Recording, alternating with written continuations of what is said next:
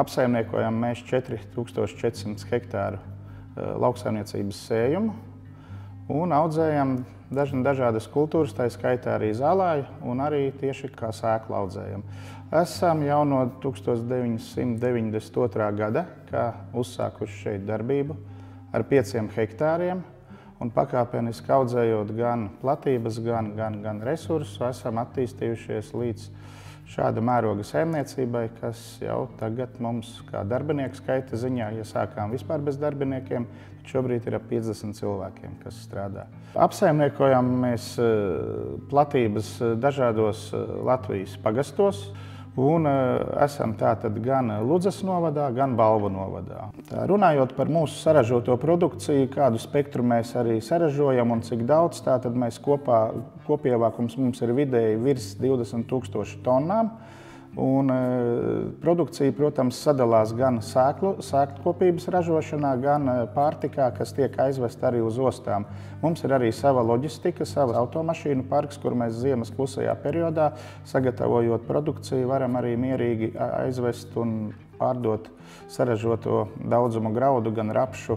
Un kā arī diezgan liels apjoms sēklkopības, kur aiziet mums arī gan uz Igauniju, gan uz Lietuvu, Poliju, Zviedriju, teiksim, kā sēkla citiem kooperatīviem vai ražojošiem zemniekiem.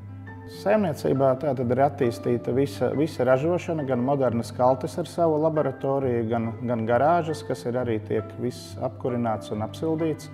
Tā kā darbiniekiem ir komfortabli un ērti, kā arī ir atpūtas telpas, gan virtuve pusdienošanai, gan arī atpūtas telpas, kur darbiniekiem pavadīt savu brīvo laiku. Tā kā domājām mēs kompleksi par visu, ne tikai lai ražošana attīstās, bet arī lai darbiniekiem šeit sakoptā vidē būtu patīkami un ērti un labi strādāt, kā, protams, arī lūdzam arī un prasam arī atbildību no darbiniekiem, lai mēs šeit visi kopā varētu dzīvot un strādāt sakoptā vidē.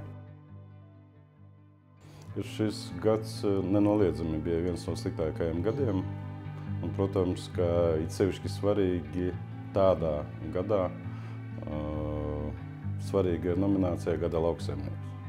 Un šeit varbūt ir tā lieta, kur vēlreiz visiem kopā būtu jāpadomā, kā mēs varam iziet no tādām situācijām. Droši vien jāpadomā par vairāk virzienu, vairāk profilu saimniecībām, par pievienotajām vērtībām, lai vismaz būtu kaut kāda kompensācija no noteiktiem laika apstākļiem, es domāju, no iepirkuma cenām, gan vietējā līmenī, gan arī starptautiskajā tirgū.